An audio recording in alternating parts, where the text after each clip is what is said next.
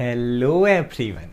In previous lecture, we will discuss about the resting membrane potential.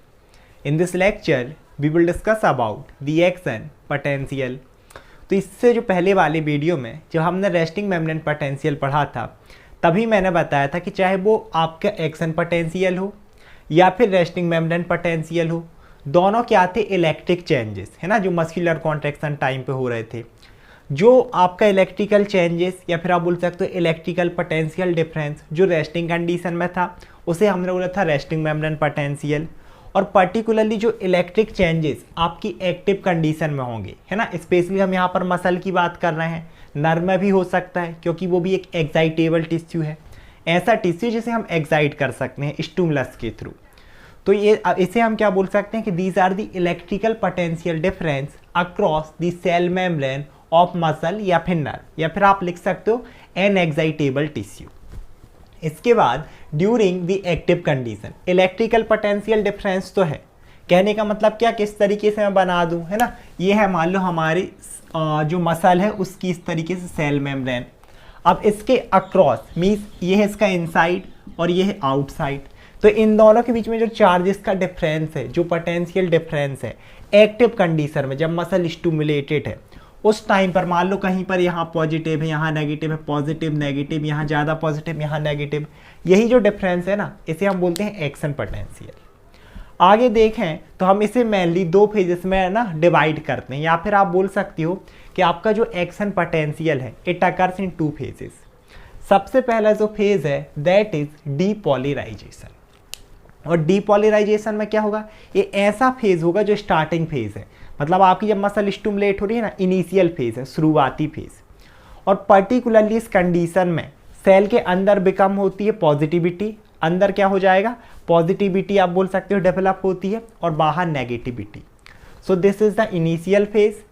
In this inside of the muscle fibres become positive and outside of the muscle fibres become negative.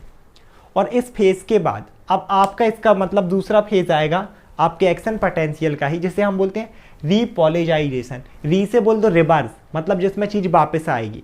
सबसे पहले मैं अपन देखें तो भाई muscle थी resting condition में, जैसे ही हमने स्टिमुलस अप्लाई दिया, क्योंकि मैंने बताया ना कि जब मसल एक्साइट होगी स्टिमुलेट होगी उसी टाइम पर हम ये चेंजेस देख रहे हैं एक्शन पोटेंशियल में।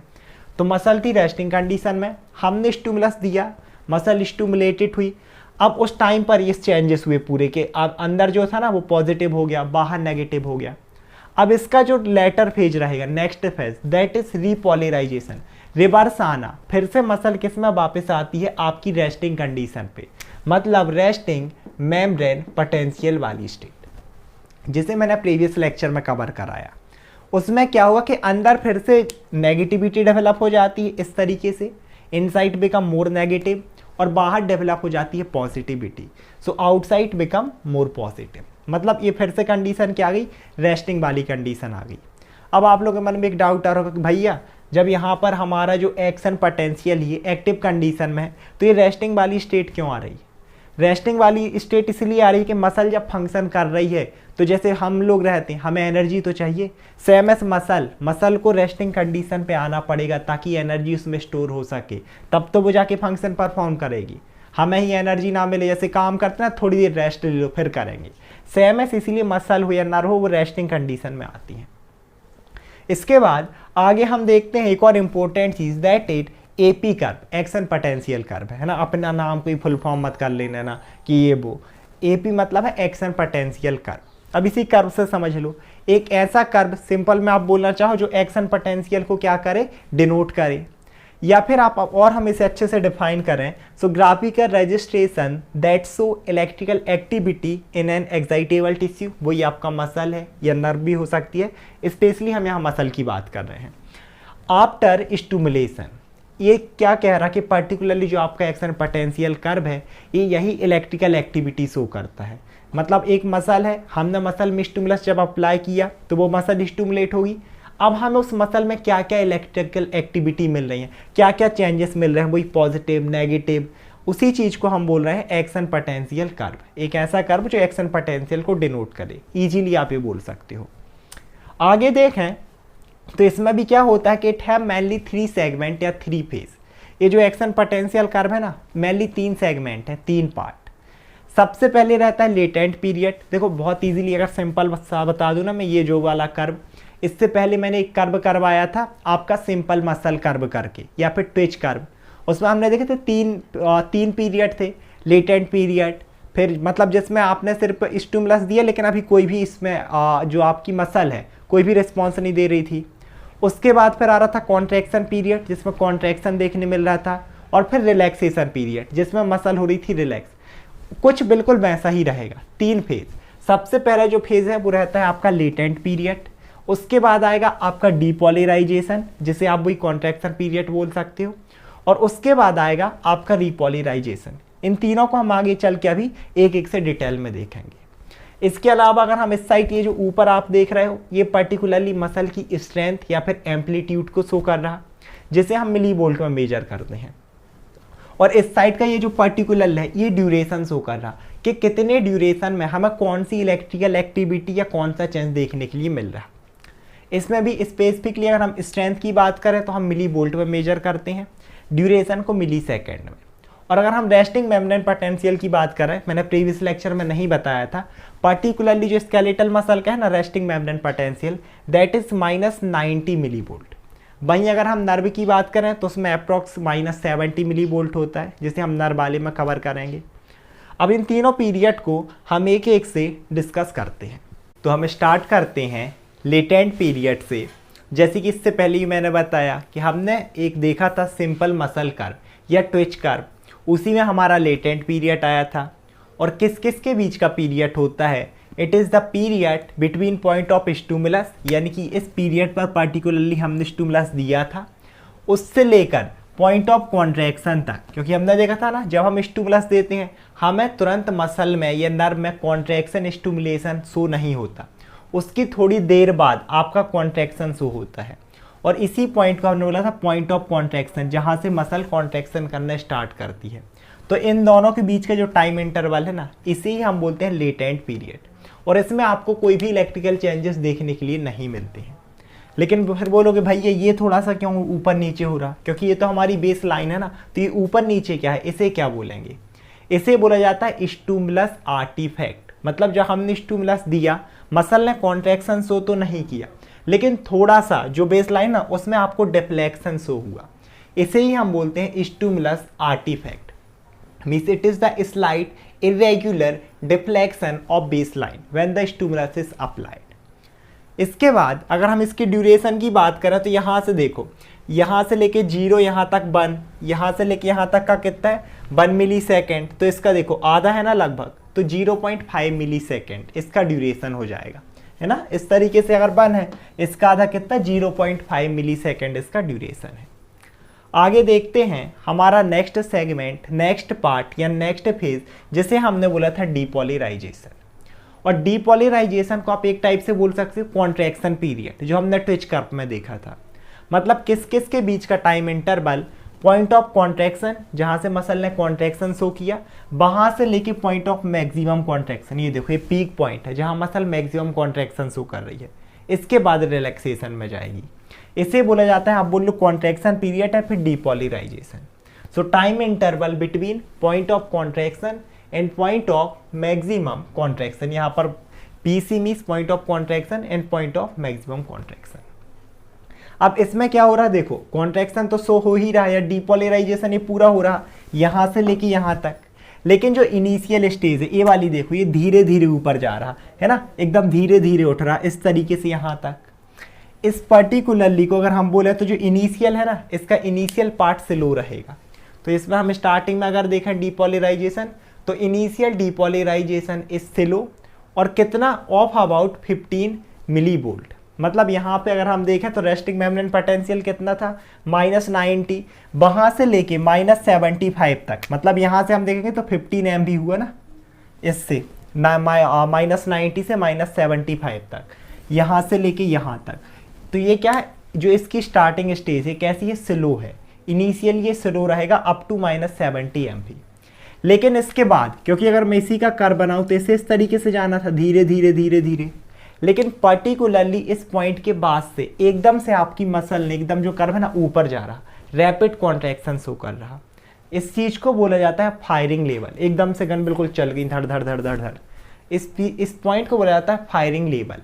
Means it is the point at base the depolarisation increase suddenly, जो डीपोलराइजेशन है एकदम से इंक्रीज हो गया।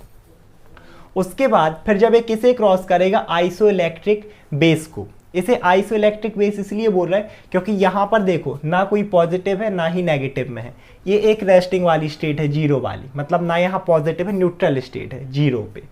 तो इस चीज को हम बोलते हैं आइसोइलेक्ट्रिक बेस।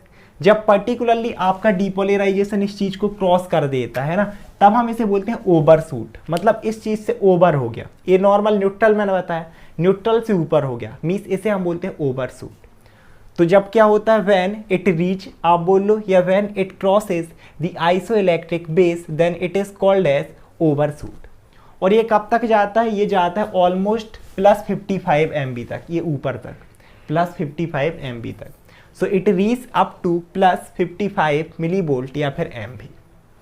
इसके बाद अब एक यहाँ पर पर्टिकुलर ये जो वर्ड है मैंने इसे ग्रीन कलर में स्पेशली लिखा है, क्योंकि ये जो ना स्पाइक पोटेंशियल, अगर मैं सिंपली बात बताऊँ तो आप समझ लो इस पीक पॉइंट को एक टाइप से, या आप बोल दो इतना जो एरिया है ना, इसे हम बोलते हैं स्पाइक पोटेंशियल।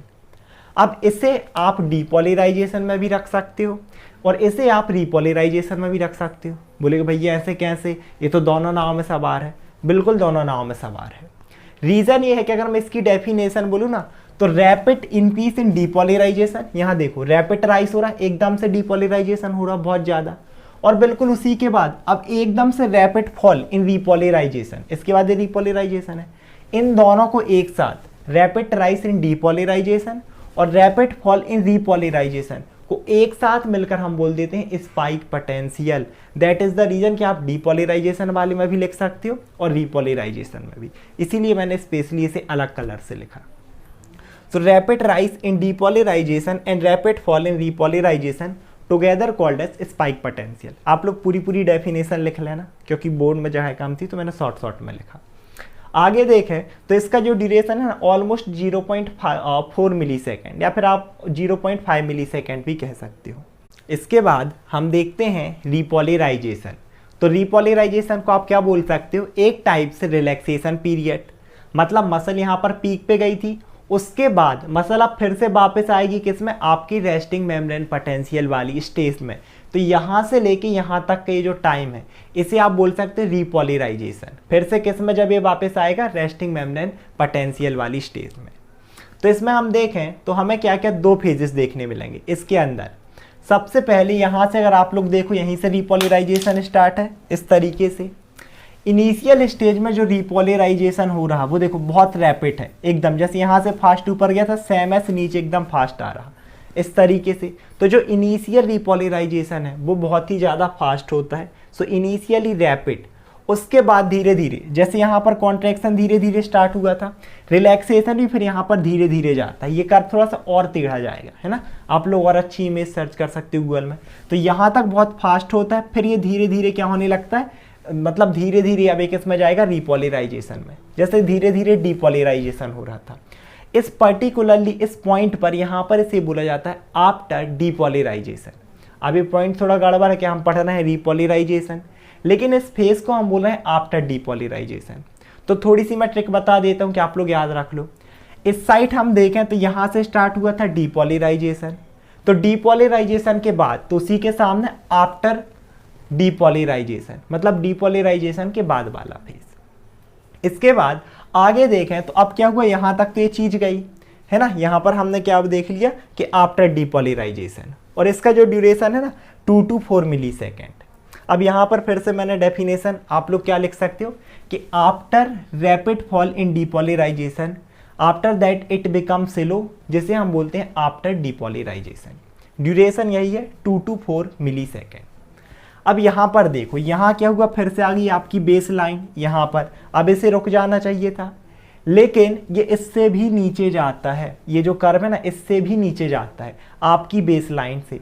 इस चीज को बोला जाता है आफ्टर हाइपर पोलराइजेशन। हाइपर मतलब ज़्यादा, मतलब इससे भी अभी ज़्यादा चला गया, बेस लाइन से भी नीचे चला गया। इस स्टेट को हम बोलते हैं आफ्टर हाइपर पोलराइजेशन, और इसका ड्यूरेशन होता है ऑलमोस्ट आपका 50 मिली सेकेंड। और देन फिर ये वाला जो फेज है ना, इसके बाद फिर से आपकी मसल इस पॉइंट पर आ जाती है रेस्टिंग मेम्ब्रेन पोटेंशियल वाली स्टेट में, है ना। फिर इसके बाद फिर से अगर कॉन्ट्रैक्शन होगा तो फिर से आपका एक्शन पोटेंशियल आएगा। इस लेक्चर में इतना ही। आई होप आप लोग वीडियो समझ में आया होगा। Thank you so much everyone.